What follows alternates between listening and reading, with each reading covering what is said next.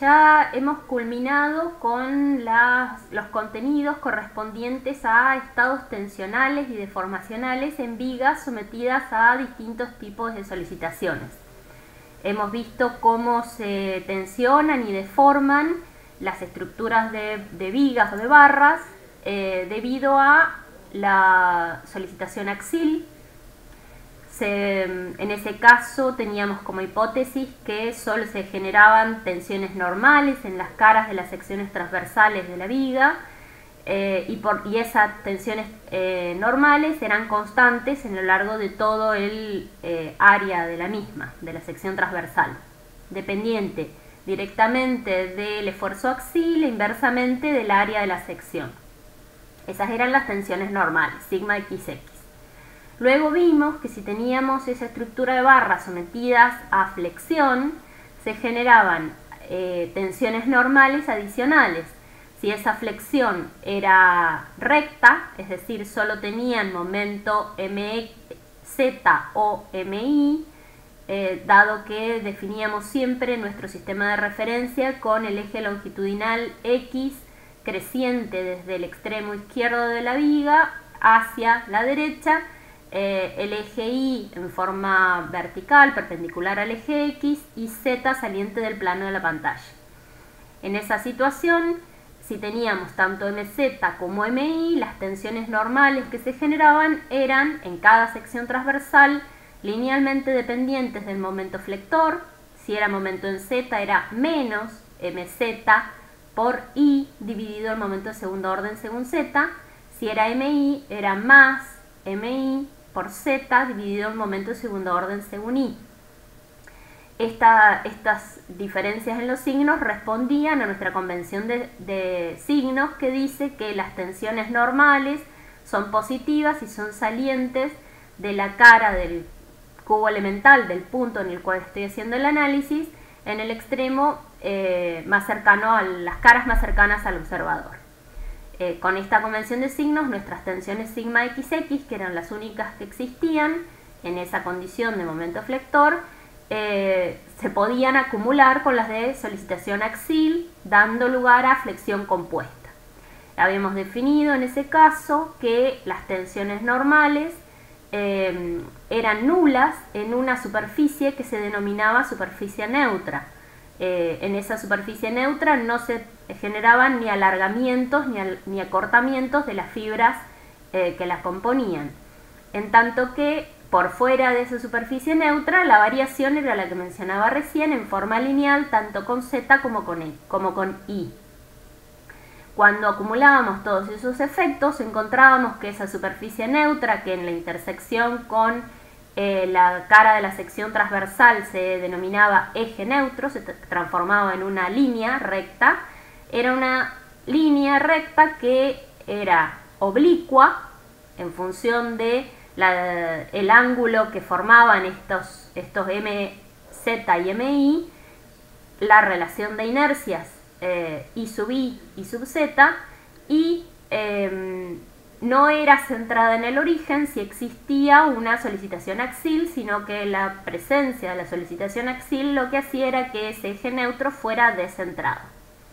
Eso nos permitía a nosotros identificar cuáles eran las zonas comprimidas y traccionadas, siendo que en los puntos más alejados de ese eje neutro se encontraban los máximos y los mínimos.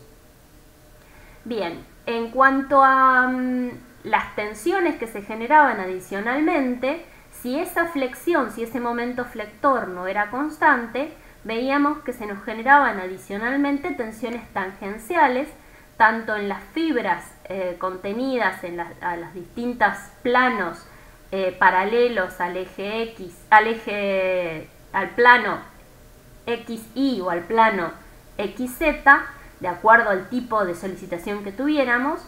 Si había variación en el caso de momento en Z, la variación era a lo largo de la altura Y respecto del baricentro, y esas tensiones tangenciales respondían al desequilibrio de tensiones normales que se nos generaban entre dos caras separadas a una distancia diferencial X, donde en la coordenada X teníamos un momento mz y en x más diferencial de x teníamos un momento distinto, mz más una variación de ese mz. Entonces teníamos tensiones normales en esas caras, separadas a una distancia diferencial x, que eran distintas, y como consecuencia se nos generaban en las fibras perpendiculares a esas caras distintos tipos de tensiones tangenciales que respondían a la relación directamente proporcional con el corte en I, en el caso que fuera mz, el corte en I, el momento estático de la sección resistente respecto del eje Z, inversamente con el ancho de la pieza de la sección transversal a esa coordenada I, y inversamente también al momento de segundo orden según Z. Si teníamos corte en Z por variación de momento en I, en ese caso la fórmula es el mismo formato, pero es corte en Z, momento estático de la sección resistente según I, inversamente con el ancho de la sección en esa coordenada Z en el cual estamos haciendo el análisis, y el momento de segundo orden según I. Estas tensiones tangenciales tenían una formulación ligeramente distinta si estábamos hablando de vigas de alma delgada, dado que en esos casos la deducción se realizaba con planos que fueran perpendiculares a la línea media de la pieza y no paralelos a los planos coordenados.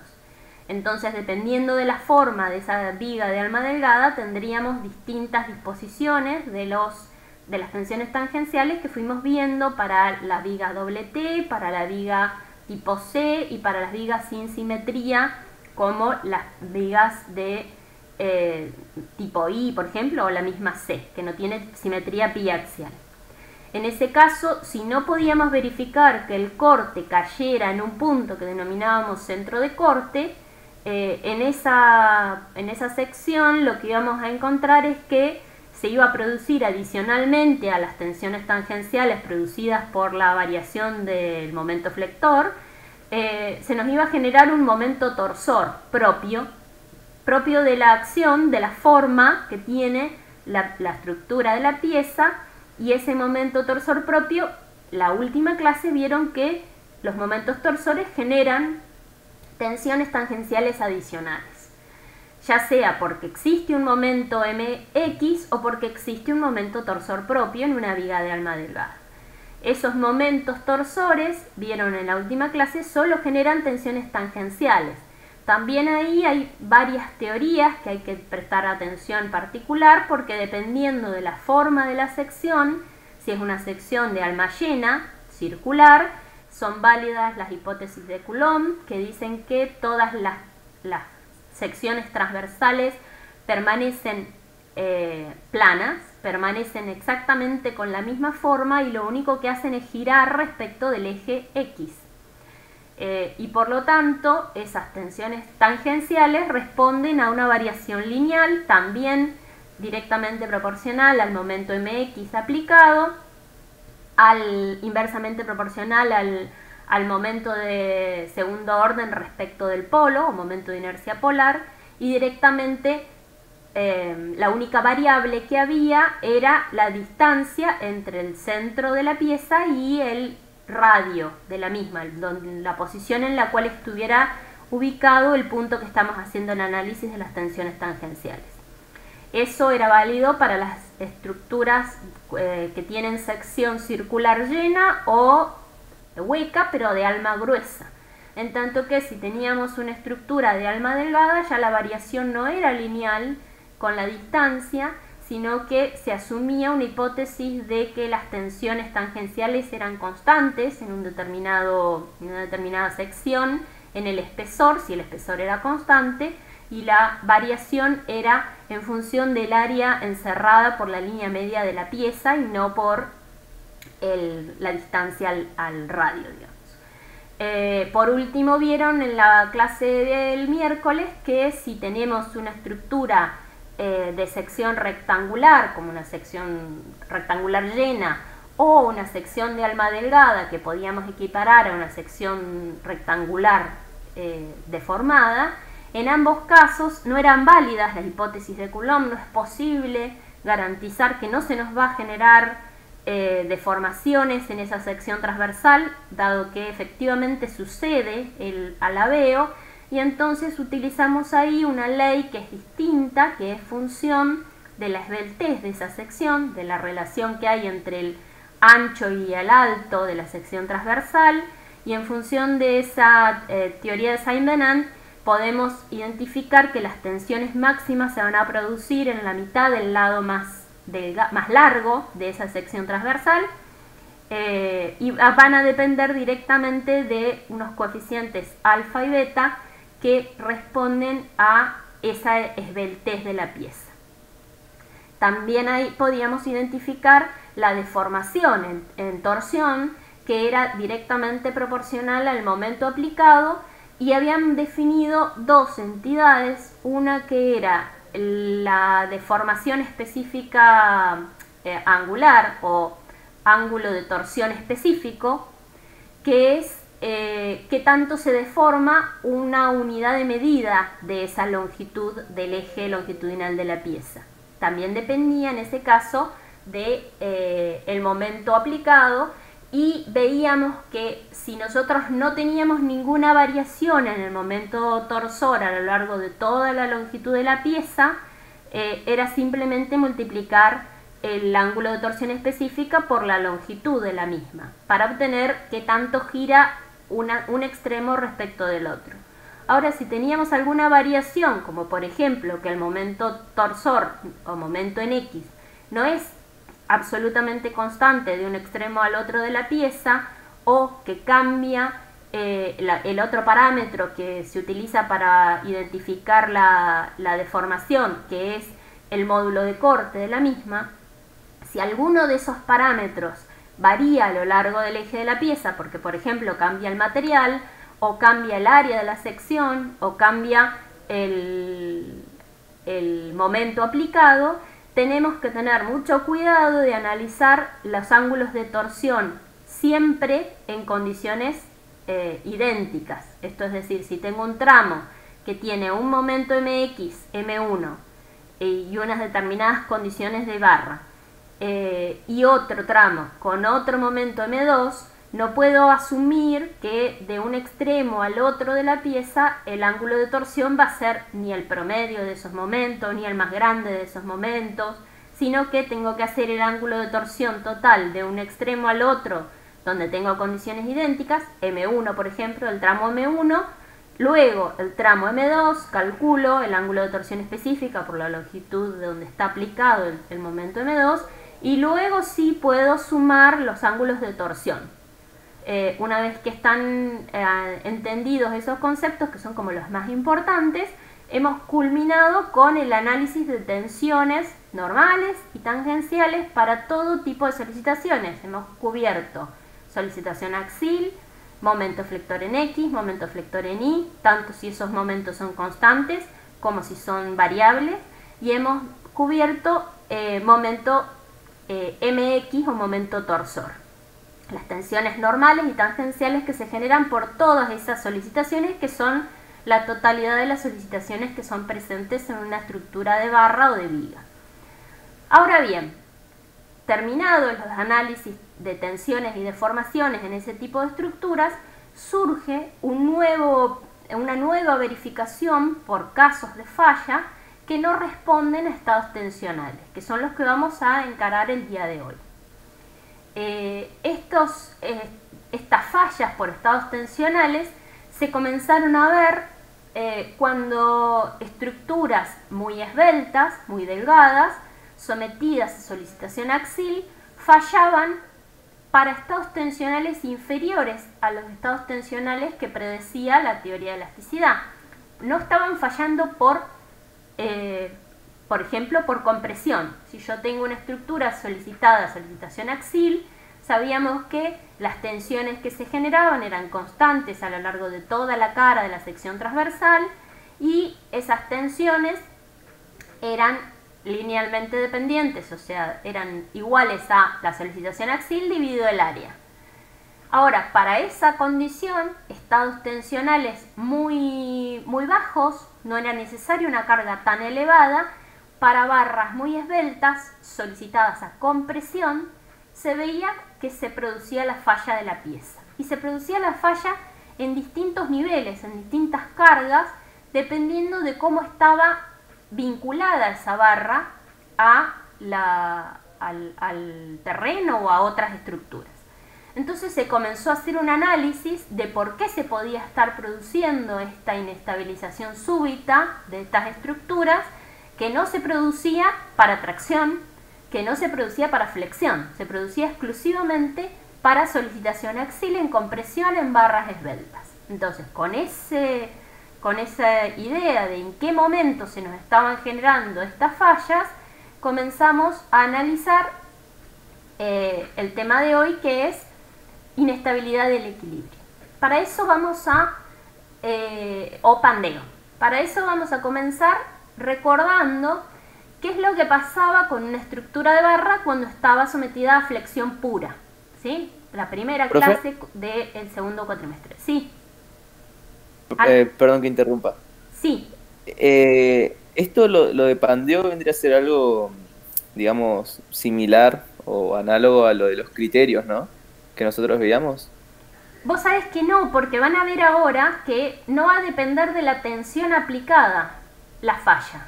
Ahora vamos a empezar a adentrarnos en este análisis, porque efectivamente cuando nosotros tenemos un criterio de falla por plastificación, como lo que me estás mencionando, hay estados tensionales altos. Yo ya estoy cerca de la tensión de fluencia. Esta falla no se generaba cerca de la tensión de fluencia, sino que para tensiones mucho más bajas que la tensión de fluencia. Entonces comenzaron a pensar qué es lo que estaba pasando. Se nos estaba produciendo una falla que además tenía características de que era súbita. No había ningún aviso, sino que de repente la estructura se colapsaba. Estructuras de barras muy esbeltas sometidas a compresión. Entonces vamos a ver el análisis desde el punto de vista teórico de dónde comenzó a partir, y lo vamos a desarrollar todo completo hoy. Vamos a recordar, decía, qué es lo que pasaba con una estructura que estaba flexionada, como para llegar a una ecuación que se denomina elástica de la viga, que permite calcular para los casos de flexión cuál va a ser la forma de la deformación a lo largo de todo el eje X. Nosotros hasta ahora lo que habíamos visto en cada una de las clases anteriores era cuál era el diagrama de flexión y de tensiones y de deformaciones para un caso de flexión, pero en una cara de una sección transversal. Por ejemplo, si yo corto acá, sé cómo va a ser el diagrama de tensiones, que va a ser lineal. Si esto es flexión pura, va a ser lineal, con un eje neutro que va a coincidir, por ejemplo, si tengo MZ, va a coincidir con el eje Z, el eje neutro, y entonces lo que va a suceder es que voy a tener comprimida la cara superior y traccionada la cara. A ver, vamos a hacer un ejemplito. Vamos a dibujar una sección cualquiera, rectangular, ¿sí? Donde yo tengo mi eje Y hacia arriba, mi eje Z, estoy mirando la cara izquierda de la viga, en esta sección transversal, aquí, y lo que digo es, tengo un momento MZ constante, M, ¿sí? Este que se ve aquí, y como consecuencia yo tengo que mi eje neutro va a coincidir, cuando hago el diagrama, las tensiones van a ser tensiones sigma XX, que son variables con la distancia en Y. Acá tengo, a ver, el eje Y y el eje Z. Entonces me muevo en forma perpendicular al eje neutro. Decíamos que nuestras tensiones sigma XX van a valer igual a el momento MZ por I dividido el momento de segundo orden según Z. Estamos en un caso de flexión pura, con un signito menos que nos permite a nosotros garantizar que las tensiones de compresión son negativas y las tensiones de tracción son positivas. Entonces, estas tensiones lo que nos permiten a nosotros es identificar que en nuestro diagrama de tensiones yo me muevo, a ver, no. me muevo en forma, quiero dibujar una línea, no me deja.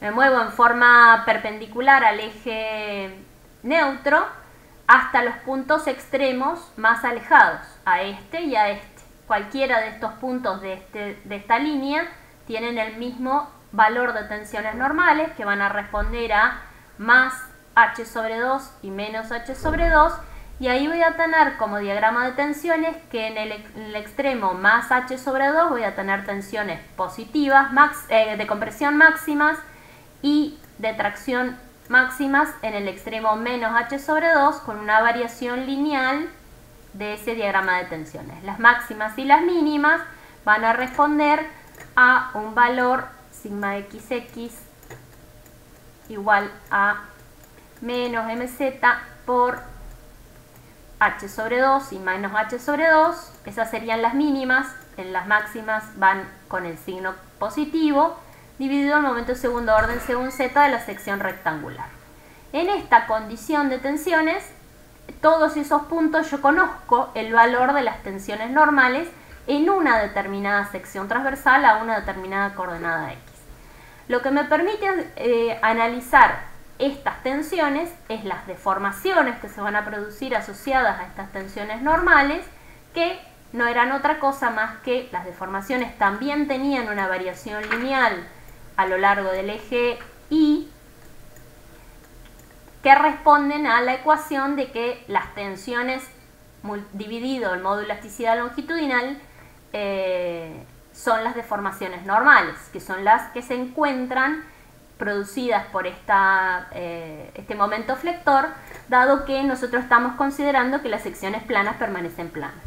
Entonces, eran las tensiones normales, mz por I, dividido el momento de segundo orden según z, con su signo, y dividido, dijimos, el módulo de elasticidad longitudinal o módulo de Young, ¿sí? Esta es la rigidez de la viga, el módulo de elasticidad por el momento de segundo orden, depende del material y depende de la forma. Cuanto este producto sea más grande, menos deformación voy a tener. Por eso se llama rigidez de la viga al flexión. Bien, entonces el diagrama era idéntico a este, la única diferencia es esta constante que es el módulo de elasticidad longitudinal. Entonces nosotros para una determinada sección ya sabíamos cómo se nos deformaba la estructura de la viga cuando la teníamos solicitada a flexión. Ahora lo que queremos saber es qué tanto se desplaza, qué tanto se corre de su eje indeformado, de la posición del eje recto que coincidía con el eje X. Entonces para eso... Sí. Yo tenía una consulta antes que siga hablando del tema con respecto a lo que dijo recién. Te escucho.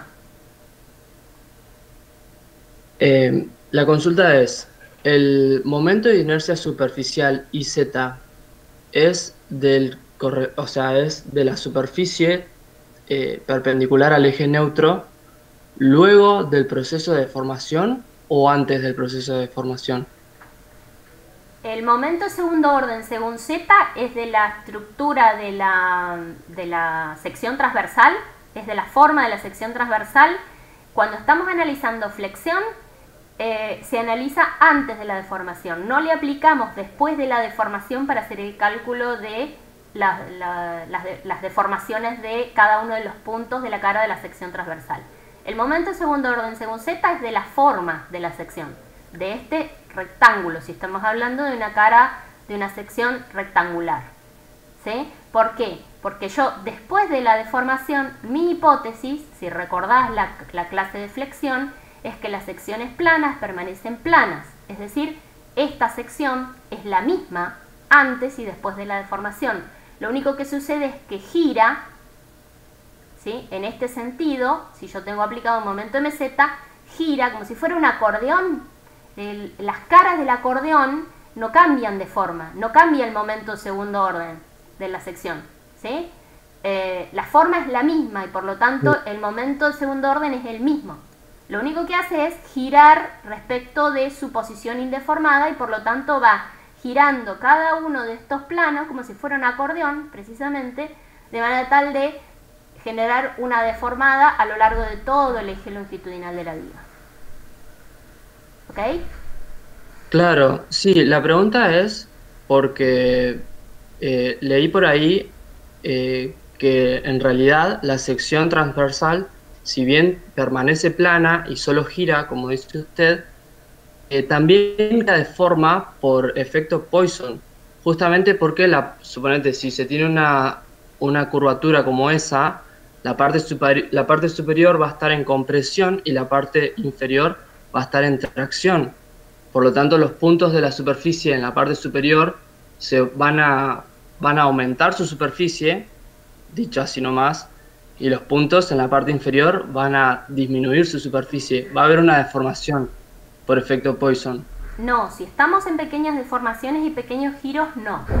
De cualquier manera, para el análisis de flexión y para el análisis de torsión y para el análisis de solicitación axial, todos los estados que estamos analizando, se realiza un análisis que se denomina de primer orden.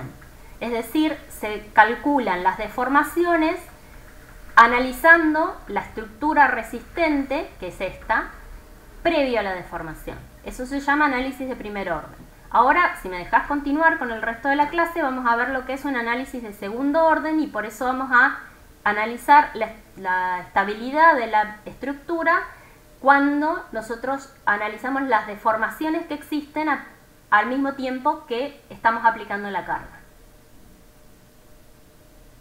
Buenísimo, profe. Bueno, Gracias. retomo entonces. Nosotros habíamos analizado las deformaciones en una determinada sección transversal y ahora lo que estamos empezando a mirar es cómo se deforma la estructura de la viga a lo largo de su eje longitudinal. Para eso recordamos que habíamos dicho que nuestro radio de curvatura, cuando nosotros cortábamos con dos secciones, M1, una que pasaba por M1 y otra que pasaba por M2, separadas una distancia diferencial de X, previo a la deformación eran dos secciones paralelas, planas y paralelas, posteriores de la deformación ya no eran paralelas entre sí debido a esta deformación que sufre la pieza y se cortaban en un punto que se llama centro de curvatura. En el momento que nosotros encontrábamos ese centro de curvatura, que en este caso está muy exagerado, porque estamos trabajando en teoría de pequeñas deformaciones y pequeños giros, entonces este punto se encuentra muy lejano, pero existe. Entonces, la distancia que hay entre ese centro de curvatura y el eje de la pieza en la condición deformada se denominaba radio de curvatura. La inversa era la curvatura. Curvatura se denominaba positiva cuando era cóncava hacia arriba, negativa cuando era cóncava hacia abajo. Todo eso lo vimos en la primera clase. Esa curvatura era igual a la relación que había entre dθ y ds, o lo que también vimos que ds era este arco de curvatura. Vimos que para pequeñas deformaciones y pequeños giros ds era aproximadamente igual a dx. Otra cosa que se puede decir es que si nosotros realizamos una tangente en el punto M1, tangente a la pieza, al eje de la pieza, y realizamos una tangente en el punto M2, el ángulo de deformación en M1, θ, es distinto del ángulo que gira M2, que es θ más un diferencial de θ, debido a que esta pieza se va curvando cada vez más a medida que se está aplicando el momento flector, con lo cual el desplazamiento que sufre el eje de la pieza desde la posición indeformada V en el punto M1 es distinto del que sufre en M2, que es V más un diferencial de V. Cuando V es una función que varía a lo largo de todo el eje X. Geométricamente nosotros podemos definir que la variación de V es igual a la tangente de θ, debido a esta relación que hay entre la tangente en este punto y el ángulo de θ que tenemos entre las dos secciones transversales en la condición deformada. Si ese ángulo es muy pequeño, porque estamos trabajando en pequeñas deformaciones, es lícito decir que la tangente de θ va a ser aproximadamente igual al seno, va a ser aproximadamente igual a el ángulo en radianes.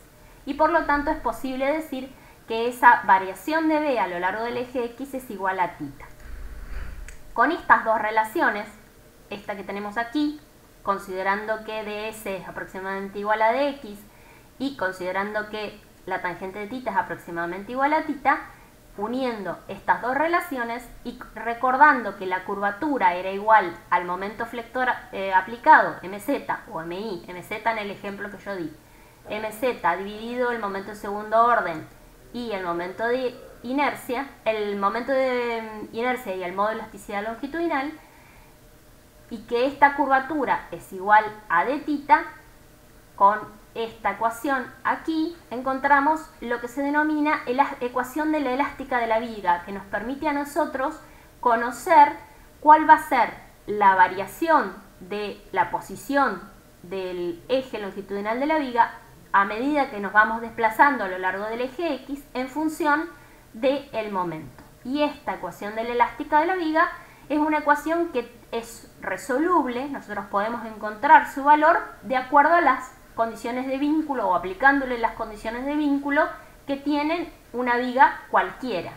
Si bien está deducido o está mostrado como ejemplo una viga empotrada libre, es posible también analizar si fuera una viga simplemente apoyada, cuál va a ser la fórmula de la elástica de la viga, aplicándole las condiciones de borde adecuadas. Entonces, por ejemplo, si nosotros tenemos esta estructura, puede ser a ver si tengo aquí un ejemplo, creo que traje un ejemplo donde está el empotrado libre y con una carga distribuida a lo largo del eje, a lo largo del eje longitudinal de la pieza.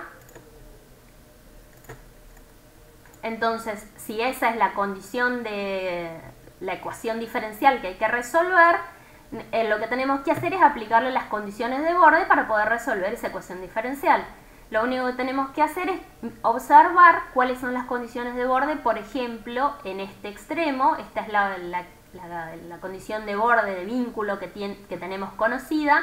Al ser un empotramiento, sabemos que no se va a poder desplazar en esta dirección, no va a haber posibilidad de movimiento V de esa viga curvada, y por lo tanto V en x igual a 0 tiene que ser 0.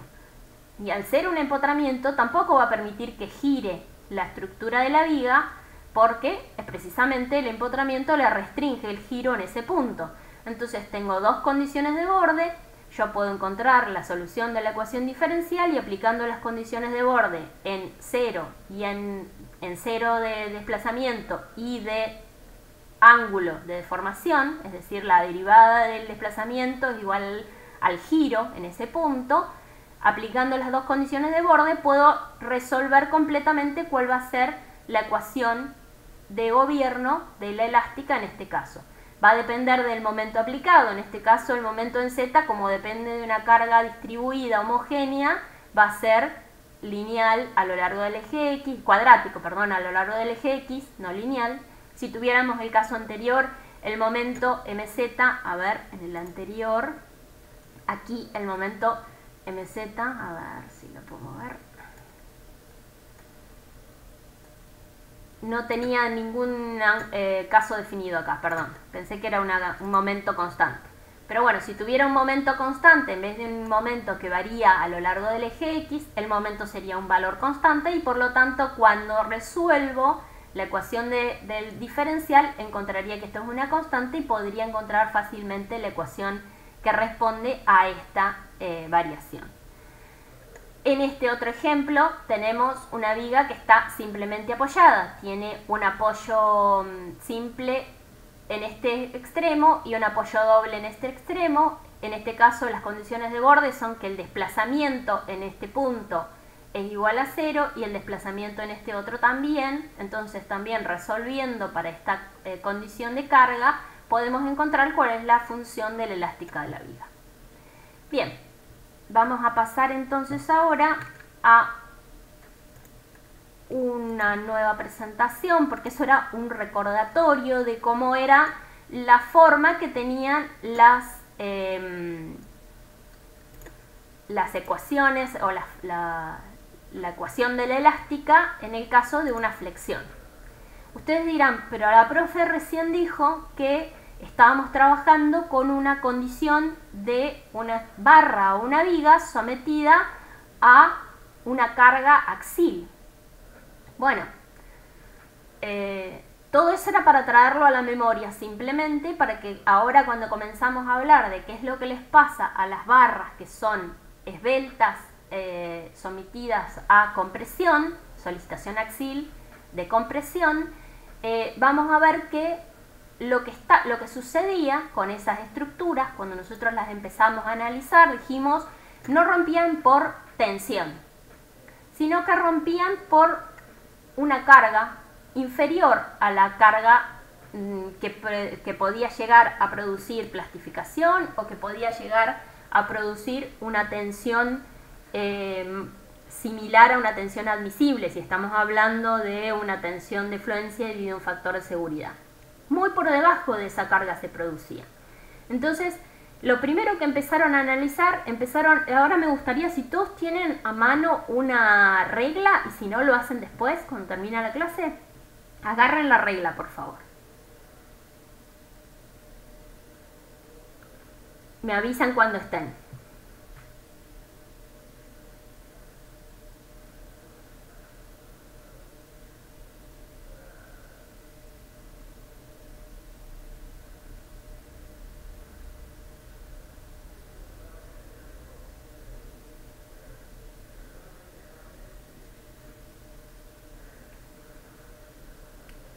¿Listo?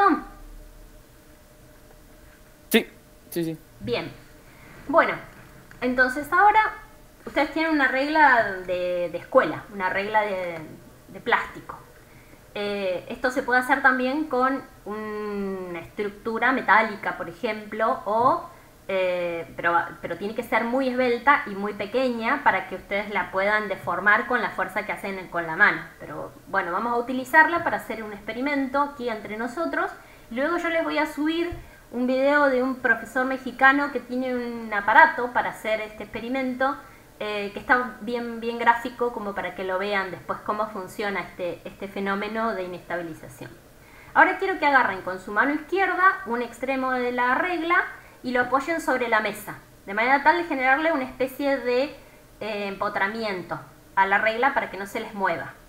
Y con la otra mano quiero que la apoyen sobre el extremo libre de la regla y lo bajen lo más que puedan, sin romper la regla, y van a ver que al principio la regla se opone y a medida que ustedes ejercen un poquito más de fuerza, de repente se flexa, y se flexa formando una forma curva como esta que vemos aquí en la figura de la derecha superior.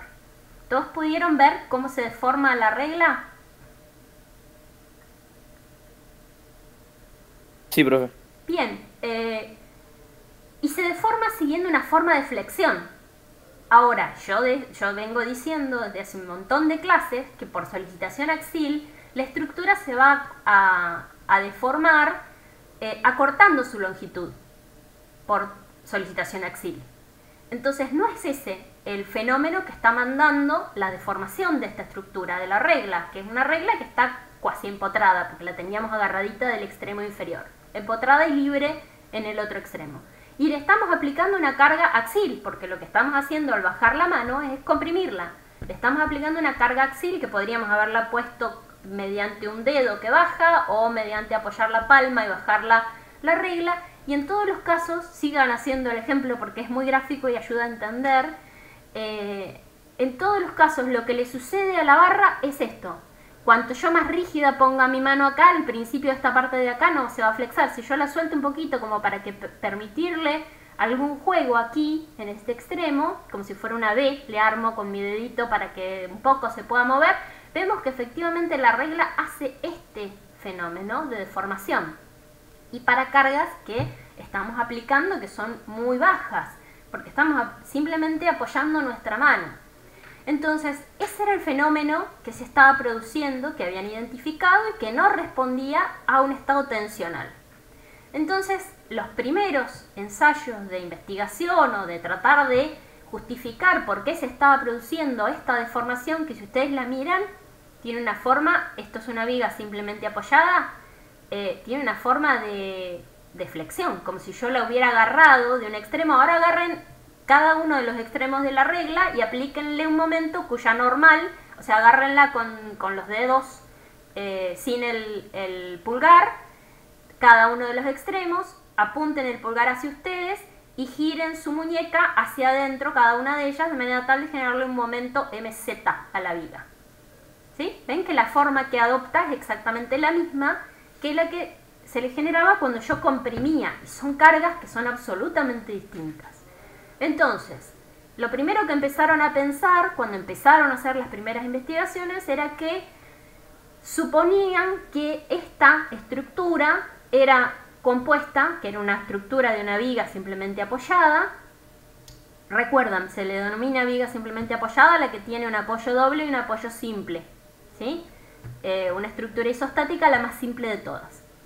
Es esbelta, nuestra regla es esbelta porque es muy larga para la sección transversal que tiene, no tiene una sección robusta, sino que es una sección esbelta. Esbelta significa que el área de la sección transversal es muy pequeña en relación a su longitud. Bueno, lo primero que empezaron a pensar es, imaginaron que esta barra en realidad estaba compuesta por dos bielas unidas por un pasador en el medio, a la mitad de la luz, y que en el medio existía alguna especie de resorte, como los que tienen los relojes, un resorte circular que impedía que esta pieza girara libremente, una respecto de la otra. Entonces ese resorte tenía una constante de resorte que podían de alguna manera vincular con un momento desestabilizador o restitutivo, de acuerdo a lo que estuvieran aplicando, igual a 2 veces esa constante de resorte por el ángulo que se formaba cuando deformaban la pieza. Entonces decían, si aplicamos una carga axil, se nos genera un desplazamiento horizontal que a priori no se podía identificar cuál era la causa. Se nos genera un desplazamiento horizontal que hace que esa barra forme esta B que vemos en la pantalla, y que si es menor la constante de resorte al momento que estamos generando al aplicar una carga vertical por este brazo de palanca que tenemos aquí, delta, en este punto decían el desplazamiento es delta. Entonces, en este punto, si yo hago un análisis de cuerpo libre de este tramo, por ejemplo, tengo un momento que es P por delta, que es el momento desestabilizador, es lo que intenta que la viga se me salga de la posición indeformada y se deforme de esta manera. Y tengo por otro lado un momento restitutivo, que es el que se opone, que es este resorte teórico, imaginario, que existía en el medio de la pieza. Ese resorte, dijimos, ese momento restitutivo, era la constante del resorte tenía beta R. Bueno, entonces decían que estaba en equilibrio esta estructura, es decir, previo a la deformación, estaba en equilibrio cuando el momento desestabilizador y el momento restitutivo eran iguales. ¿Sí? ¿Por qué el momento desestabilizador en este punto es P por tita por L sobre 2? Porque era la carga P por el brazo de palanca, y el brazo de palanca era tita, el ángulo tita, por esta distancia L sobre 2. Entonces, P por el brazo de palanca delta era P por tita por L sobre 2. Cuando estos dos momentos estaban en equilibrio, la estructura estaba estable, ¿sí? Estábamos en una condición donde había equilibrio. Bueno, introduciendo esa constante de resorte igual a dos veces beta R, que era la constante de resorte por tita, como el momento restitutivo, esta ecuación queda de esta manera, que tiene dos soluciones. O tita es igual a 0, es decir, la estructura permanece indeformada, o había una solución que dependía de la constante del resorte, que era que este término entre paréntesis fuera igual a 0, es decir, para P igual a 4 veces la constante de resorte sobre la longitud de esta viga. Entonces, ese primer intento fue denominar a esa solución, carga crítica, porque ahí veían que había una diferencia en el comportamiento. Si la carga era inferior a esa carga crítica, la estructura estaba estable, no importa el nivel de carga al que yo lo hubiera sometido o la desestabilización. Hacían la simulación de decir, muevo la pieza de su posición de equilibrio, una distancia beta, no importa el tamaño de beta, si era para allá o si era para acá, la estructura permanece estable mientras que la carga sea menor que esta carga crítica, porque el momento restitutivo va a ser mayor que el desestabilizador. Si estaban exactamente en la posición de carga igual a la carga crítica, el equilibrio se denomina indiferente. Es decir, yo desplazaba la estructura indeformada una distancia delta, cualquiera, y al ser iguales, es decir, este momento igual a este momento, no intentaba ni retornar a la posición de equilibrio, ni colapsar, ni continuar con la deformación.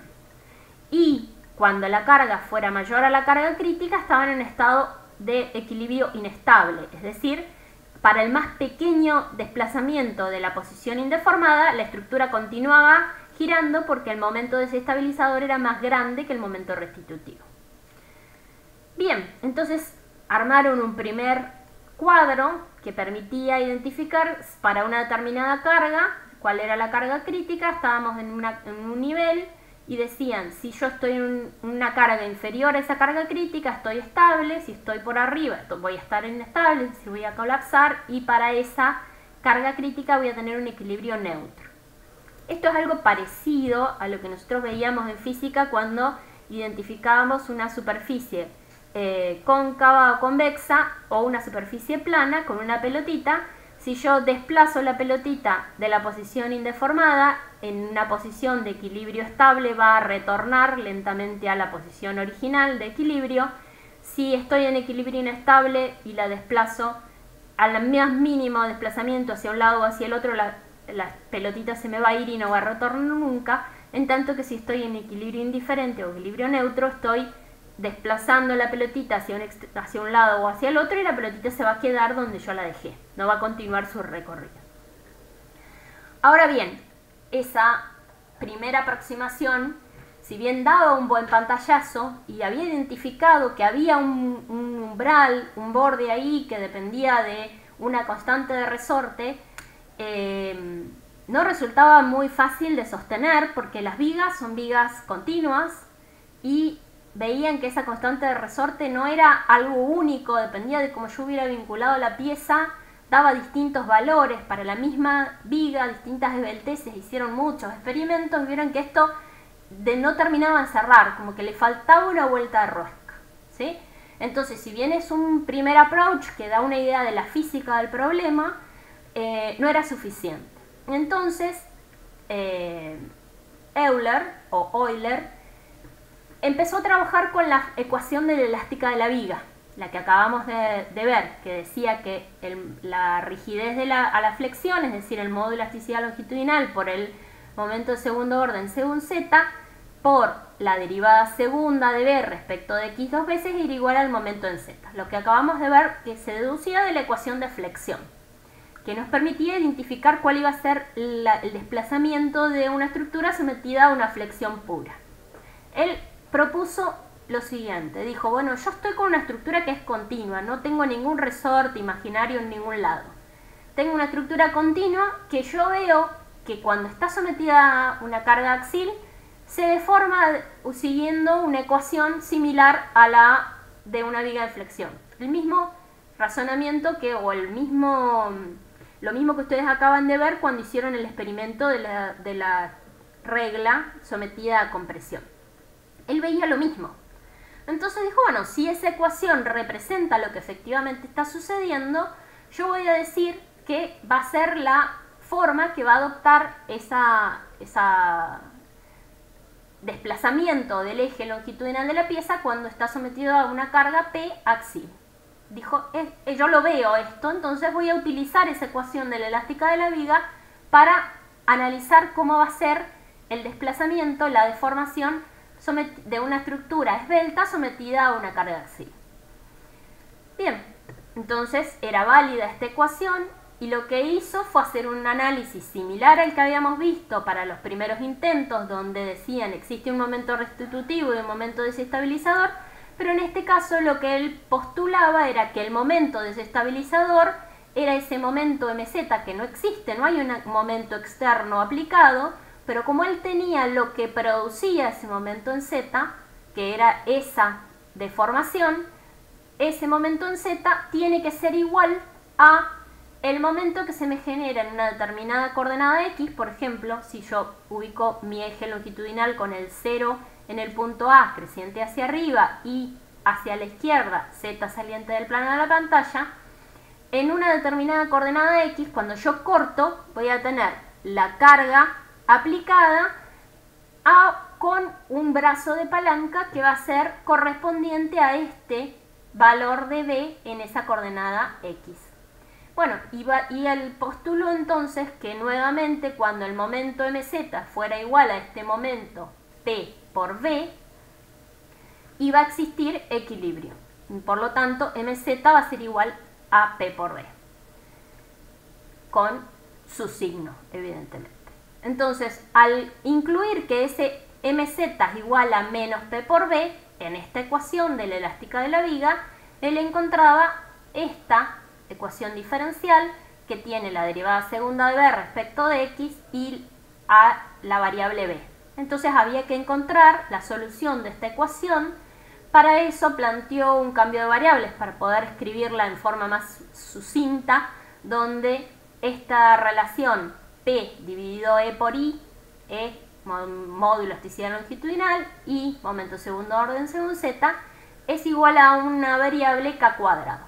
Entonces, al despejar de esta manera, esto termina de esta forma, es una ecuación diferencial derivada segunda de b respecto de x más k cuadrado por b igual a 0, que tiene una solución que es una constante c1 por el seno de kx más una constante c2 por el coseno de k por x.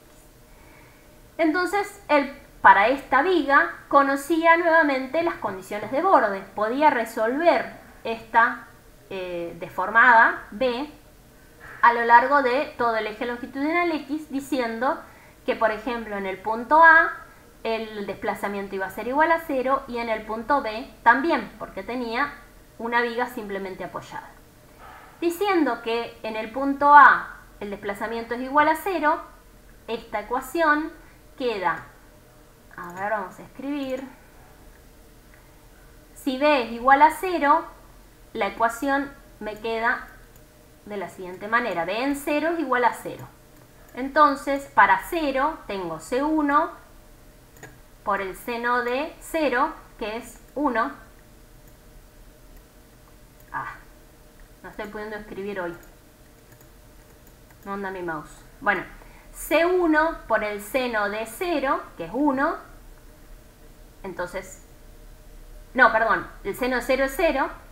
Este término es igual a 0 y C2 por el coseno de 0, que es 1. Entonces, esto, b en 0 igual a 0, me permite identificar que la constante C2 es igual a 0. Y b en L igual a 0 me permite identificar que C1 por el seno de K por L es igual a 0. Entonces, nuevamente teníamos dos soluciones. Una que C1 fuera igual a 0, con lo cual me quedaba una deformada igual a 0 más 0, es decir, la solución trivial. Si la ecuación permanece recta, la deformada de la viga es nula, esta no me sirve. Entonces, la solución que me permite encontrar cuál es la forma o cuál es la variación de esa condición es seno de K por L igual a 0. Esto se cumple no solo para un valor, es decir, se cumple para seno de K por L con K por L igual a 0, se cumple con pi, se cumple con 2pi, se cumple con así sucesivamente. Por lo tanto, existen múltiples soluciones, n soluciones a esta condición, con lo cual, por ejemplo, si K por L es igual a 0, pi, 2pi, es K por L igual a npi. Diciendo que K por L es igual a npi, K es esto, podemos reescribir la condición tal que la carga P ahora me va a quedar como n cuadrado, pi cuadrado, E por I dividido L al cuadrado. Y esto se lo denomina carga crítica. son las n cargas críticas que van a responder o que van a verificar que esta condición de equilibrio neutro se va a generar, ¿sí? Con estas cargas críticas encontramos las n soluciones de deformación y vemos que la forma que va a adoptar esta condición para n igual a 1, 2, 3 no va a ser siempre la misma. Se va a verificar para n igual a 1 esta deformada. Para n igual a 2 voy a tener una deformada que va a ser, a ver si me sale, denme un segundo, eso lo tengo que poder conseguir porque es importante. Para n igual a 2, por ejemplo, voy a tener una deformada que va a ser así. También va a cumplir con las condiciones de borde. Para n igual a 3 voy a tener una deformada que va a ser así aproximadamente, ¿sí? Entonces cada una de esas formas de modo va a encontrar para distintas cargas críticas que se va a generar esa condición de equilibrio neutro. Por debajo de esa carga crítica estamos estables, por encima estamos inestables. Entonces vemos, por ejemplo, la primera carga crítica, acá está un poquito más prolijito, dibujado. Para la primera carga crítica, que la hizo Euler allá por el 1700, era para n igual a 1, la primera carga crítica es igual a pi cuadrado e por i dividido l cuadrado. Acá no se ve bien, pero es dividido. Lo mismo acá. Y tenía esta forma de modo, que puede ser hacia allá o puede ser hacia acá, ¿sí? Eso es indistinto. El signo de la deformada no forma parte porque la constante C1 es una constante que no tiene un signo definido ni una amplitud. ¿Por qué? Porque yo podría decir para esta carga crítica una amplitud muy grande es como haber desplazado esta figurita una distancia muy grande. Si hago una amplitud más chica y en el otro sentido también estoy en la misma condición de equilibrio neutro. La pelotita va a ir a quedar donde yo la mande, ¿sí? Entonces, cuando estoy en una condición como esta, veo que lo que puedo identificar es la forma de la deformada, pero no la amplitud con la cual se va a deformar. Este umbral, nuevamente, me identifica el límite. Por debajo de esa carga crítica voy a estar estable y por encima voy a estar inestable. Entonces, una pregunta que surge regularmente es, bueno, pero si a la primera carga crítica yo ya estoy en condición de inestabilidad, nunca voy a llegar a una segunda carga crítica. Sí, es posible, por ejemplo, si yo le aplico aquí en este punto un impedimento, no un vínculo, sino un impedimento de deformación, ¿sí? No lo estoy apoyando, no la estoy tocando. Lo único que le digo es, si vos te querés desplazar para acá o para acá, una restricción del desplazamiento. Si vos querés desplazarte para acá o para acá, no vas a poder. Entonces, ¿qué sucede? La estructura empieza a tomar carga a medida si yo estuviera haciendo una carga incremental. Le aplico 1, 2, 3, llega a la primera carga crítica.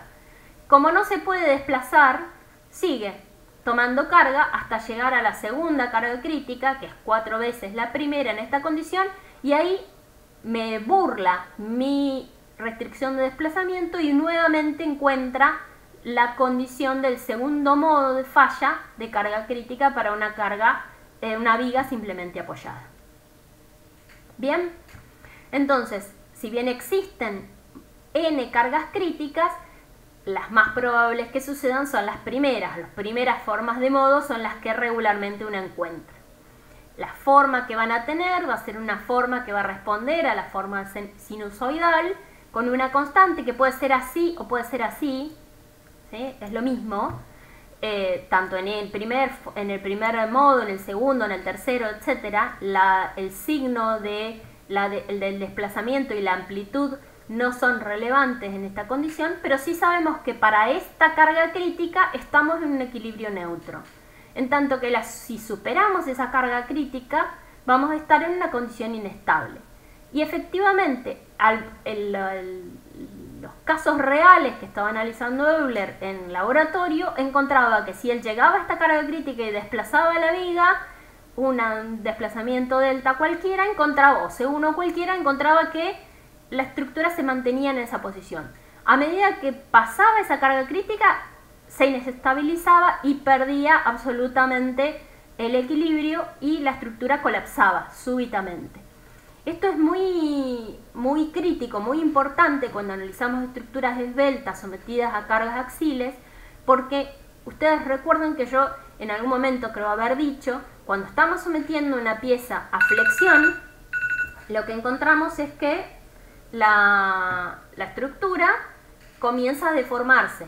Llega a un punto donde alcanza las tensiones de fluencia, pasa ese umbral y se empieza a plastificar, se empieza a romper, las estructuras de hormigón se empiezan a fisurar, porque pasan del estado elástico al estado plástico, entonces empiezan a chillar por todos lados. Las estructuras metálicas se empiezan a deformar plásticamente y empiezan a perder su forma de viga recta. En cambio, para una situación de una viga esbelta sometida a compresión, la viga permanece aparentemente en una condición de perfecta, no da ninguna alerta, solo se deformaría si yo vengo y la desplazo en condición crítica, pero si yo no la desplazo se mantiene ahí hasta que cuando supera la condición crítica a la más mínima perturbación, colapsa.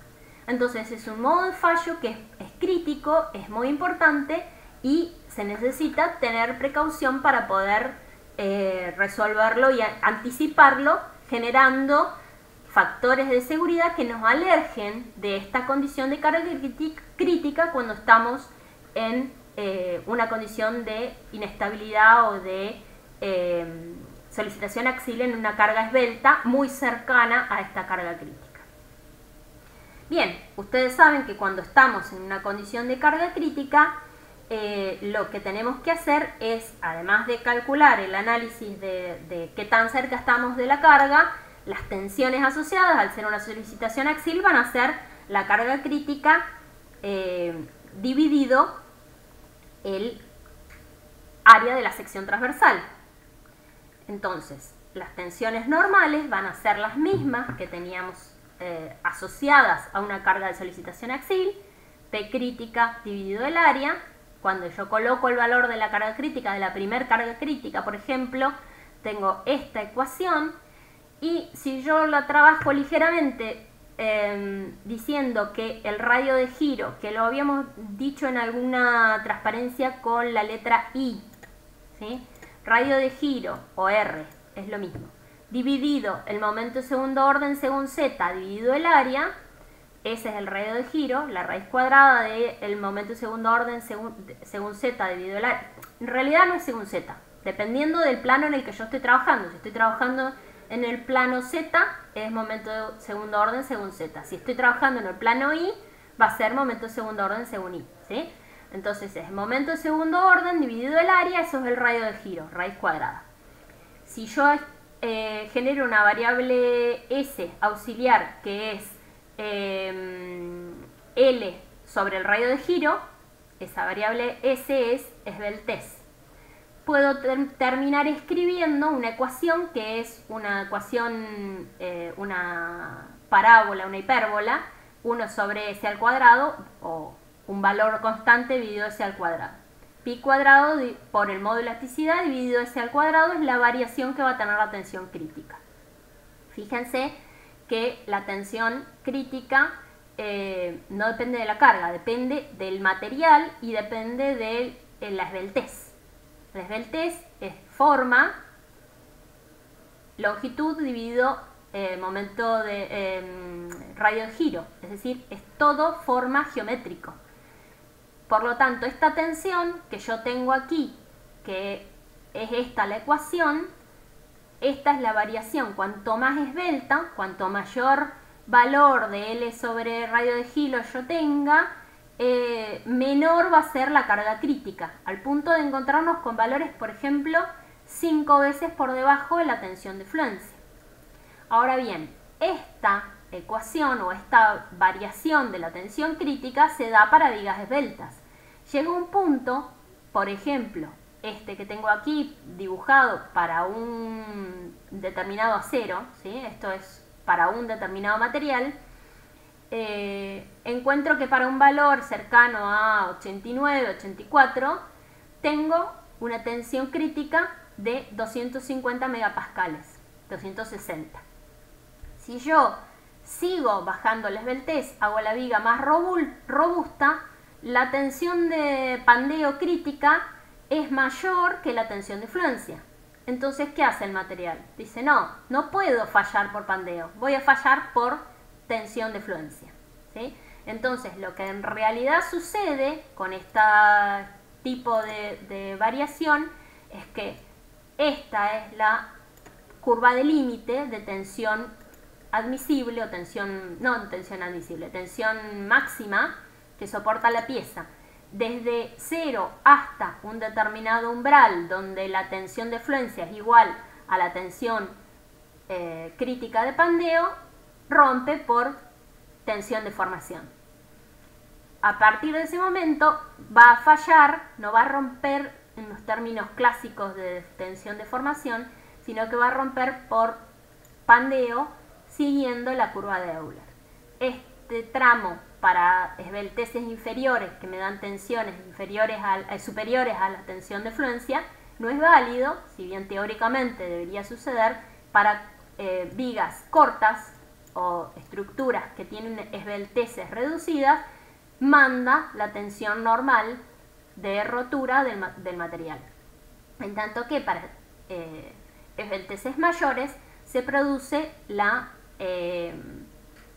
falla por inestabilidad del equilibrio, producto de este proceso de pandeo que se genera en las columnas. Todo esto fue deducido pensando que estamos con estructuras que son absolutamente perfectas, ¿sí? El material es absolutamente homogéneo, la sección transversal es perfecta, es una viga ideal. ¿Qué pasa cuando efectivamente eso no se cumple? Si yo tengo grandes desplazamientos, o tengo imperfecciones en el material, o tengo plastificación. Bueno, esa primera curva límite que yo tenía, que no era una curva, era una recta, vamos a dibujarla, donde para valores de carga inferiores a la carga crítica yo no tenía deformaciones, es decir, tenía una ley de funcionamiento que era de acá hasta acá. Luego tengo una horizontal donde a medida que yo estoy en carga igual a carga crítica, desplazo la pelotita y me encuentro en una posición deformada igual al desplazamiento que yo le di, pero no se supera, y a medida que yo superé la carga crítica se produce la falla directamente. Este es el modelo de la columna ideal. Ahora, si estoy trabajando, que es esta recta azul que yo acabo de dibujar acá, es el modelo A. Si estoy con una columna que es ideal, pero está sometida a grandes deformaciones, ustedes van a ver que existen otras teorías donde ya no podemos decir los postulados que habíamos planteado en la primera transparencia, donde decíamos que el ángulo, digamos, ya no es válida la ecuación de la elástica en los términos de pequeñas deformaciones y pequeños giros, porque estoy en grandes deformaciones. Entonces, la teoría de pandeo, de inestabilidad del equilibrio, llegada a la carga crítica, puede suceder que se produzca una bifurcación donde yo tengo una carga que es superior o una carga que es inferior a la carga crítica de pandeo a medida que yo aumento las deformaciones de la estructura. Por otro lado, si la viga está sometida a imperfecciones, desde el primer momento ya tengo algunos desplazamientos de la posición indeformada inicial, y la curva es esta C que tengo aquí, que puede ser mayor o menor. Y por último, si tengo una estructura que está plastificada y tiene imperfecciones, el comportamiento de pandeo es bastante inferior a este modelo ideal. ¿Qué intento decir con esto? Intento decir que en este curso el alcance es este. Tenemos una columna elástica ideal con pequeñas deformaciones. Este que está acá, la A. Si en algún momento ustedes van a trabajar con elementos que no están sometidos a pequeñas deformaciones tienen que ir a una teoría de pandeo con grandes deformaciones que no está enmarcado en este curso. Así como cuando hablábamos de la teoría de elasticidad, si yo trabajaba con grandes deformaciones, mis tensores de deformaciones no eran tan simples como los que trabajamos en este curso. Bueno, de igual manera no voy a entrar a dar detalles porque está absolutamente fuera del alcance, pero lo que quiero que sepan es que se produce una bifurcación que puede ser a favor o en contra de la condición de estabilidad que plantea esta condición. Entonces, si yo estoy en grandes deformaciones, tengo que tener esa precaución y trabajar con la teoría que corresponde. Mucho más si estoy pensando que tengo imperfecciones o que tengo plastificación, ¿sí? Como para que tengan un marco de hasta dónde nosotros podemos trabajar con la teoría que se ve en los cursos de grado. Bien, los perfiles óptimos para trabajar con este tipo de barras sometidas a solicitación axil, vigas esbeltas, son en general los más regulares. Cuanto más regulares sean, cuanto menos diferencia haya entre las inercias de las vigas, primero son siempre las vigas de alma llena, son las óptimas. Pero después, cuanto más uniformes sean respecto de los ejes de simetría, mayor va a ser su comportamiento. Porque, por ejemplo, si yo tengo una viga que es como esta, una viga rectangular, ¿qué es lo que va a suceder cuando yo la comprimo? Según este eje, no va a pandear. Fíjense que ustedes comprimieron la regla y en ninguno de los casos se les deformó en el lado más ancho, que es el que tiene mayor inercia. El lado más ancho de la sección transversal de la regla tiene una inercia que no les permite a ustedes, con la fuerza que tienen, que nunca rompa por esa dirección.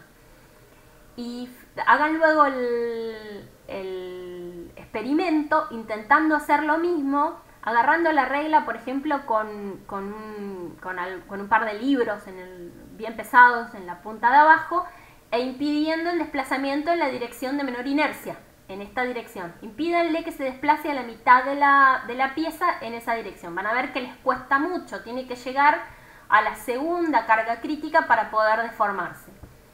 O tendría que llegar a la carga crítica de mayor inercia, donde en el otro extremo no le están poniendo ninguna restricción al desplazamiento. Fíjense, prueben que esta no es la mejor de todas las estructuras sometidas a compresión, y sin embargo van a ver que hay innumerables columnas que están con secciones rectangulares, que no tienen la misma rigidez en uno y en otro extremo. Entonces, ¿cuál es la precaución que toman los proyectistas en esta condición? Y dicen, bueno, donde tengo la menor inercia voy a impedir el desplazamiento de manera tal de llegar a la segunda carga crítica de pandeo y evitar que para cargas de servicio esta estructura colapse. Cuanto más regulares sean, menos fácil es que se produzca este fenómeno.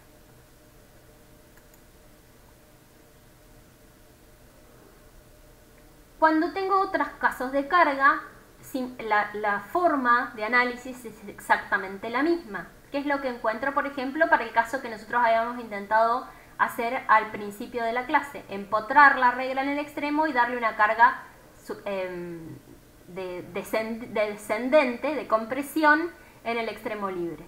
Lo que sucede en esta condición es que la estructura, en este punto, si está absolutamente empotrada, no se puede desplazar y tampoco puede girar, ¿sí? Esas son mis dos condiciones de borde. Y la ecuación de momento, el momento en este caso, es igual a P por delta menos B, cuando estoy haciendo el análisis a una determinada coordenada B.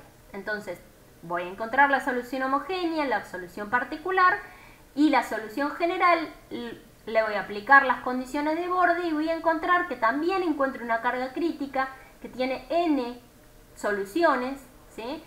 Que es distinta de la anterior porque tiene distintas condiciones de borde, ¿sí? En este caso la constante C2 no es igual a 0, pero me permite encontrar una solución, en este caso para n es igual a 1, 3, 5, porque la solución me termina quedando en función del coseno de K por L y no del seno de K por L, por la forma que tiene la ecuación diferencial. Entonces, también vemos que para la viga empotrada libre tenemos n soluciones, la primer carga crítica tiene esta forma, la segunda tiene esta otra y así sucesivamente.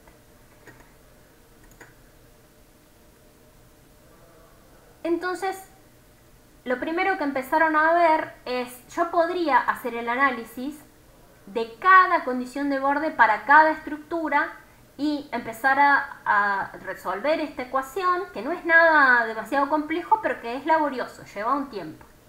Entonces, lo primero que se les ocurrió es decir, bueno, miremos si esto es forma, si es que rompe por la forma de la deformación. La forma de la deformada en la condición de carga crítica que yo tengo en una viga empotrada libre tiene esta forma.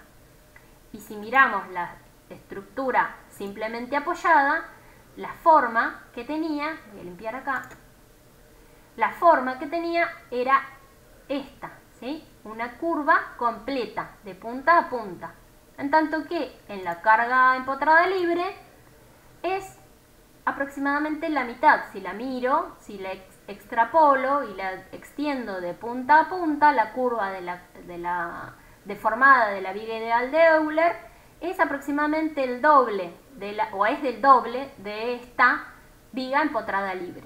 Y entonces empezaron a hacer la solución de los distintos casos de carga. Por ejemplo, si yo tengo un caso de empotramientos deslizantes o empotrado articulado, resolver la misma ecuación, aplicarle las condiciones de borde. Cuando tengo empotrado articulado, en este punto tengo desplazamiento 0, en este tengo desplazamiento y giro 0. Cuando aplico todas esas condiciones de borde, encuentro una carga crítica que también depende de las mismas variables, pero un coeficiente que afecta a la longitud de la pieza. Y ese coeficiente, lo que vieron es que se observaba una relación entre la forma de la curva de Euler entre puntos de inflexión, digamos, y la longitud de la pieza para las distintas condiciones de borde. Entonces, se identificó un parámetro que era la longitud efectiva, que era qué longitud debería tener la viga en la condición de apoyo que yo la tengo, para que la forma de la deformada sea la de la curva ideal de Euler de la viga simplemente apoyada. Entonces, para una viga empotrada daba 2 veces la longitud de la pieza, es la longitud efectiva, se denomina a esa longitud que permite identificar la misma forma de la deformación de la curva de Euler, de la viga simplemente apoyada. La segunda caso que tenemos aquí es una viga que está empotrada y con un apoyo deslizante. Tiene como rueditas acá a los costados que permiten que cuando baja, desplaza, no se puede desplazar y está empotrada aquí. Entonces este empotramiento deslizante tiene una forma que entre puntos de inflexión es la mitad de la longitud de la viga original y esa es la longitud efectiva.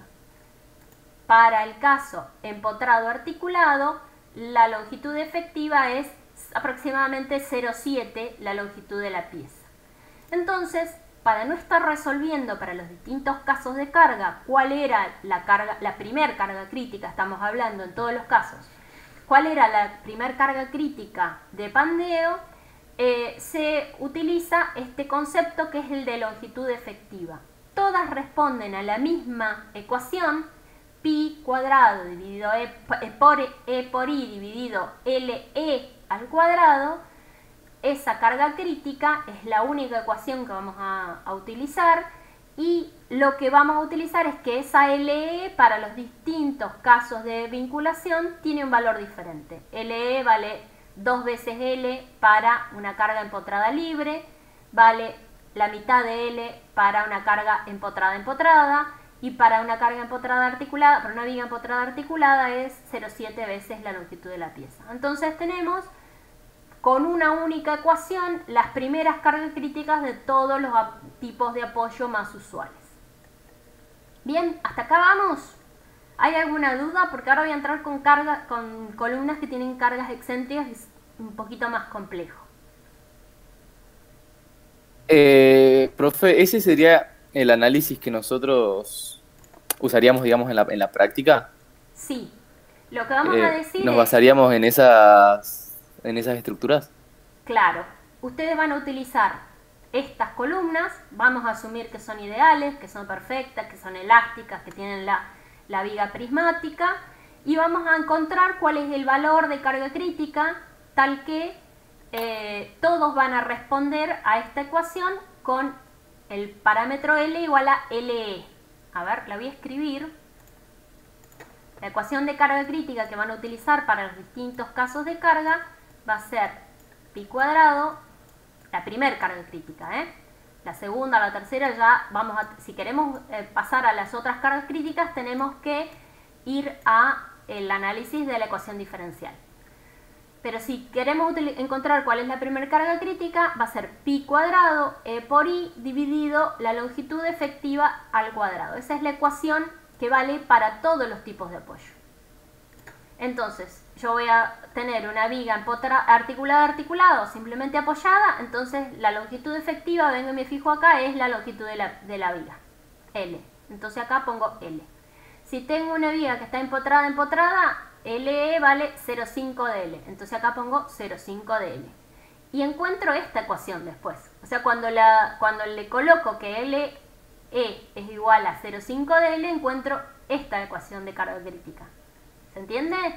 Es como haber simplificado claro. y utilizando esta tablita que me permite identificar cuáles son las distintas longitudes efectivas de los distintos tipos de apoyo, encuentro las ecuaciones de gobierno de primer carga crítica que se dedujeron haciendo el análisis de las ecuaciones diferenciales en cada uno de los casos de apoyo.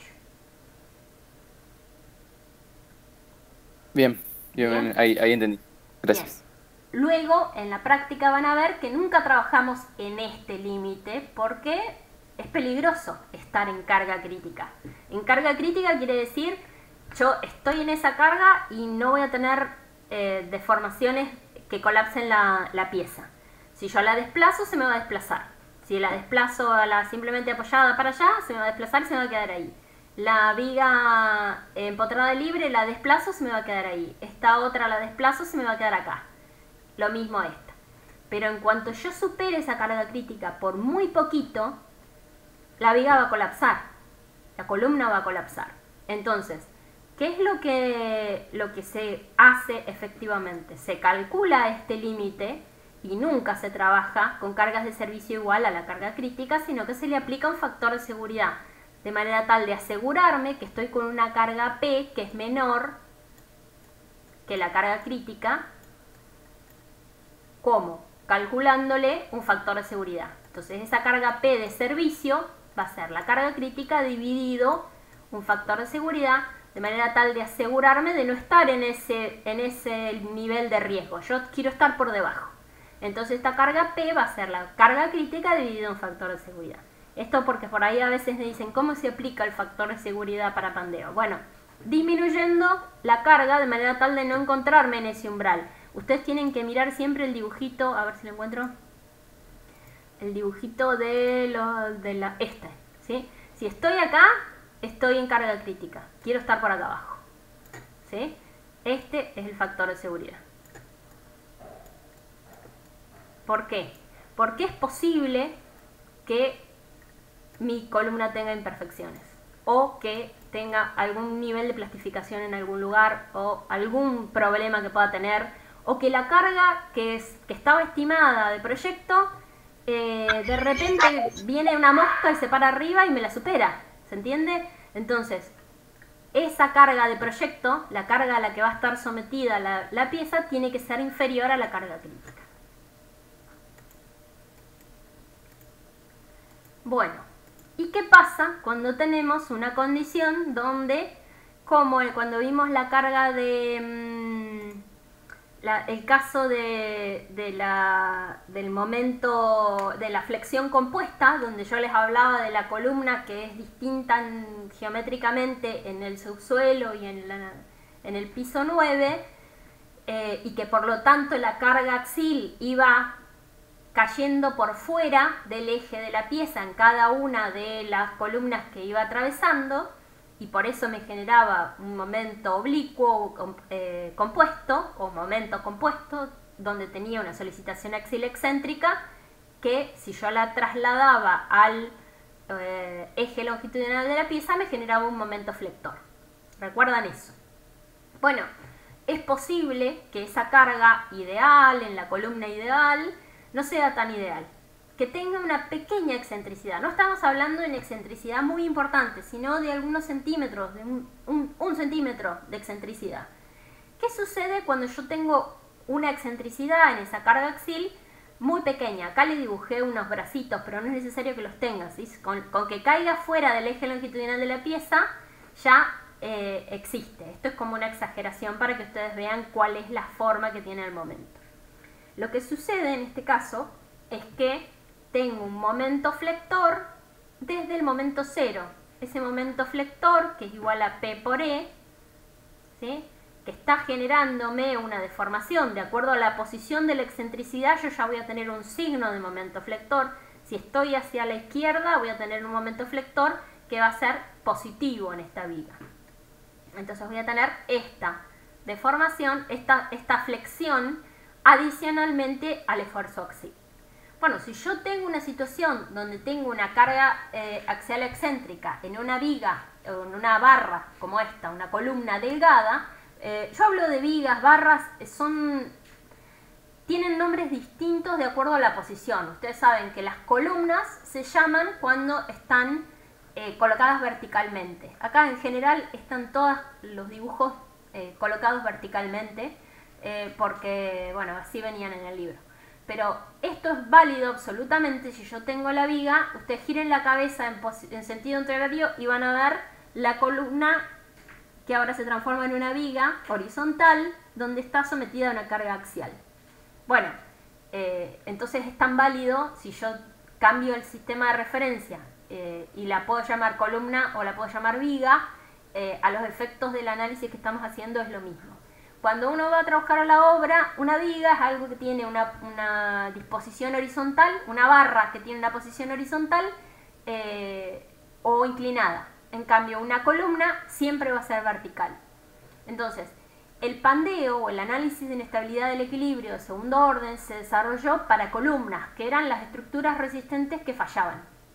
Pero este fenómeno de pandeo sucede también en ejes colocados horizontalmente, ejes esbeltos que están sometidos a compresión, ¿sí? Si yo tengo un eje metálico de un torno sometido a compresión, o tengo un taladro que tiene una mecha que yo voy a colocar para hacer un agujerito en una pared, y la pared es vertical, la mecha me queda horizontal, esa columna que es la mecha, si es una columna muy esbelta, es decir, si es una barra que es la mecha muy delgada, muy finita en relación a su longitud, puede fallar por pandeo.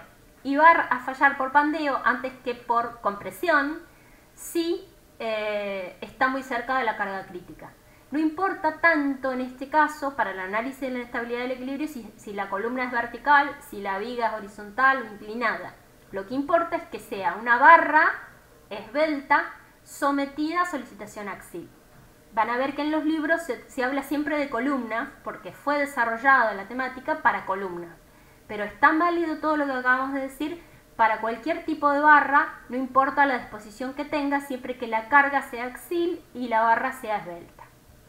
Bueno, eso era como un paréntesis. Vuelvo al caso de las columnas, vigas o barras sometidas a solicitación axial excéntrica.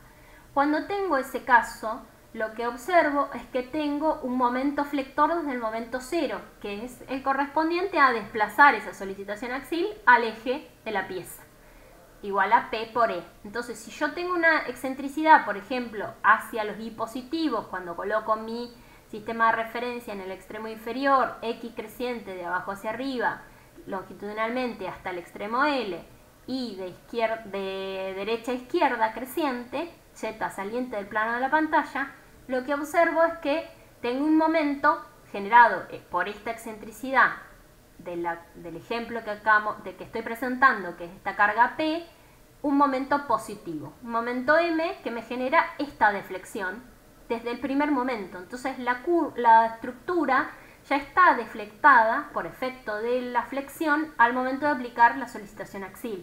No puedo en este momento salirme de que existe este momento flector igual a P por E desde el principio. Entonces ahora mi momento, al generar un desplazamiento de la viga, va a estar compuesto por ese P por E más la deflexión de la viga propia del tipo de apoyo.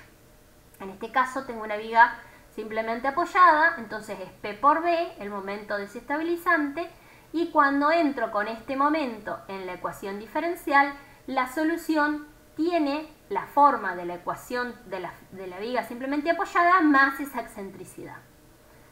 Esa constante esa excentricidad hace que la solución, a ver si puedo pasar,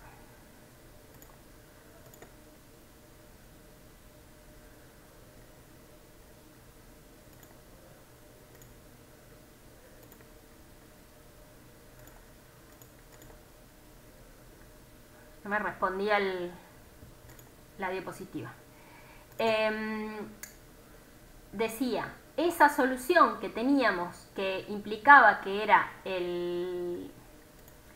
la solución B igual a una constante C1 por el seno de K por X más C2 coseno de K por X más esa excentricidad, utilizando los mismos mecanismos, es decir, diciendo que en este extremo la condición de borde es que el desplazamiento es nulo, en este otro también, tanto en A como en B el desplazamiento es nulo porque tengo una viga simplemente apoyada, encuentro esta solución. Entonces esa solución que tiene una constante E, al aplicarle las condiciones de borde, me da que la constante C2 no es 0, sino que es menos E, y la constante C1 tiene esta forma. De manera tal de que la ecuación de la solución ya no tiene un valor de constante C1 desconocida, sino que va a tener un signo contrario a la excentricidad. Fíjense que ese signo contrario a la excentricidad es lo que sucede efectivamente cuando yo aplico un momento flector como este. Si yo tengo la excentricidad en el sentido de los bipositivos, la flexión va en el sentido contrario porque ese momento flector genera esta deformación. Y entonces ya no solo no es desconocida la amplitud, sino tampoco es desconocido el signo de esa deflexión y la puedo encontrar por completo, ya absolutamente identificada. Entonces la deflexión máxima, en este caso, se va a dar para la mitad de la luz, ¿sí? Tengo una deformada que es igual a la fórmula de flexión. En la mitad de la luz voy a encontrar la máxima deflexión y ya no va a tener un valor desconocido, sino que va a ser esta B en L sobre 2 que tiene esta forma. Se puede simplificar trabajando matemáticamente estos términos de manera tal de que lo que me queda es que la máxima deflexión es igual a la excentricidad por la secante de K por L sobre 2 menos 1. Por eso esta solución se lo denomina fórmula de la secante, ¿sí? Porque cuando yo coloco esto en la ecuación de K por L, la relación que hay con la carga crítica, la deflexión queda absolutamente identificada en función de la carga crítica y yo podría dibujarla para distintas excentricidades. Para una excentricidad 0 es la solución de la columna ideal, es decir, vamos a ver si la dibujamos, es esta. Desde acá hasta acá es 0, no hay deflexión porque no tengo desplazamiento, es decir, la carga P es menor a la carga crítica, estoy en equilibrio estable. Esta es la condición de equilibrio neutro y para mayores a la carga crítica tengo el colapso. En cambio, cuando tengo una excentricidad distinta de 0, por ejemplo 0,05, tengo esta solución. A medida que voy incrementando la excentricidad es cada vez menor y vamos viendo las soluciones que yo les mostraba para cargas con imperfecciones o para columnas con imperfecciones, que esta es una de las imperfecciones posibles, que es que la carga no sea baricéntrica, la carga axial. Entonces, así como podemos definir el desplazamiento, podemos definir el momento máximo, porque el momento máximo se va a dar para P por E más ese delta máximo. Entonces, cuando le coloco el valor de delta al momento máximo, encuentro que esta es la ecuación y vemos que para una carga crítica, para una carga P igual a la carga crítica, ese momento tiende a infinito. Si cuando P vaya a ser igual a la carga crítica, el momento máximo va a ser infinito, que es otra forma de ver también esta inestabilización que se produce en esa condición. Por último, cuando planteamos la ecuación de tensión, en este caso va a ser la solicitación axil, P sobre A, que era como lo veníamos trabajando antes, que nos daba la curva de Euler, ¿sí? Que yo le había dibujado un límite, un límite para la tensión de fluencia, ¿recuerdan? Dije que para barras esbeltas iba a cumplir la ecuación de Euler, de tensión. Cuanto más esbelta, menor iba a ser la tensión máxima de pandeo y menor iba a ser la carga la tensión para la cual iba a fallar la estructura. Fíjense que hablábamos de un quinto de la tensión de fluencia. Esta es la tensión de fluencia del material en compresión y para una excentricidad cero era esta la solución, y para distintas relaciones de excentricidad estamos cada vez más abajo. ¿Cómo encontramos estas ecuaciones? Simplemente diciendo que la tensión en este caso no solo es la tensión P crítica dividido el área, sino que desde el primer momento yo tengo un momento flector. Entonces las tensiones normales responden, todas estas son tensiones normales obviamente, responden a la ecuación de momento M por I dividido el momento segundo orden según Z, ¿sí? Si estamos hablando de la ecuación, si el momento es en el plano XZ. Entonces, si este momento es en el plano XZ, MZ por I dividido el momento segundo orden según Z, va a ser máxima esta tensión para los puntos más alejados de la sección. En este caso le llamamos C. Si teníamos, por ejemplo, esta ecuación, de acá a acá es C, que es la distancia más alejada del eje neutro. Entonces, dándole valor a C, ahí, obtenemos el valor de la tensión máxima, con lo cual, colocando el valor de la carga crítica y del momento máximo, encontramos el valor de la tensión máxima, que está definido en función de esa excentricidad y de la distancia que hay entre el baricentro y el punto más alejado. Entonces, este es el valor de la tensión máxima que se puede dar en columnas esbeltas, y vemos que a medida que tengo mayor excentricidad en la pieza, en la aplicación de esa carga axil, muchísimo menor es el comportamiento, y llegando a valores muy reducidos de tensión de rotura o tensión de falla por pandeo, aún para columnas cortas, ¿sí? Es muy crítico el efecto que genera una excentricidad, cuanto más grande mayor obviamente, es lineal en ese sentido, pero es un efecto que es muy importante que lo podamos cuantificar y lo podamos dimensionar adecuadamente para poder evitar el colapso de las estructuras en estas condiciones.